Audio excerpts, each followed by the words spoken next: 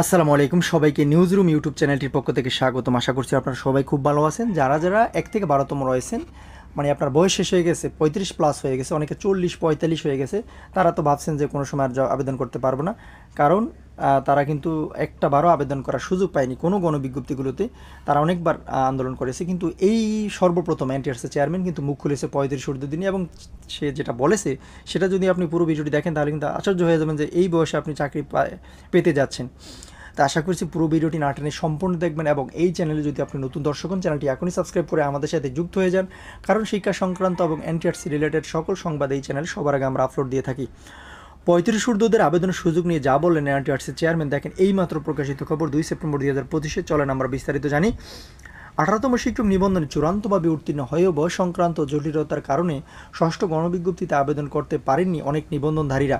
সুযোগ না পেয়ে ক্ষুব্ধ হয়ে আদালতে রিট করেন প্রার্থীরা। আদালত এই বিষয়ে রুল জারি করলে আবেদনের সুযোগ নিয়ে সংখ্যা কাটেনি ভুক্তভোগীদের।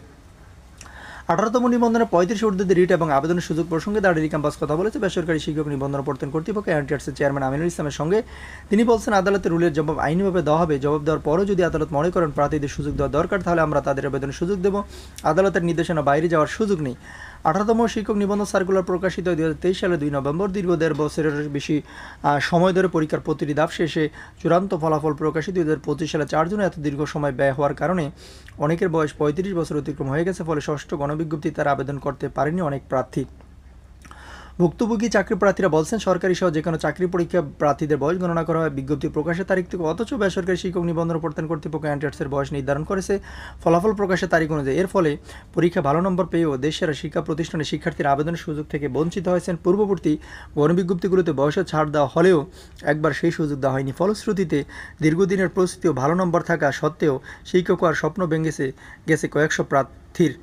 জাহাঙ্গীরনগর বিশ্ববিদ্যালয়ের কম্পিউটার সায়েন্সের শিক্ষার্থী সাইমা বলেন, সহকারী শিক্ষক ও প্রভাষক আইসিটি পদে 70% নম্বর পেয়ে উত্তীর্ণ হয়েছি।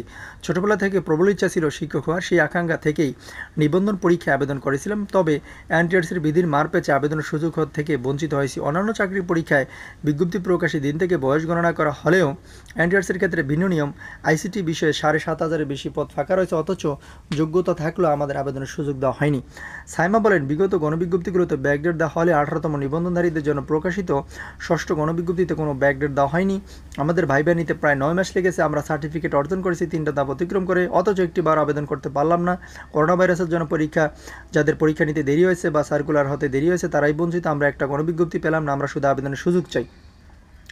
ঢাকা বিশ্ববিদ্যালয়ের ইংরেজি বিভাগের শিক্ষার্থী রাকিবুর রহমান বলেন, আমরা সনদের মেয়াদ থাকা সত্ত্বেও 35 ঊর্ধ্ব হয় এনটিআরসি আমাকে একবারের জন্য ষষ্ঠ গণবিজ্ঞপ্তিতে আবেদন দেওয়ার সুযোগ দেয়নি।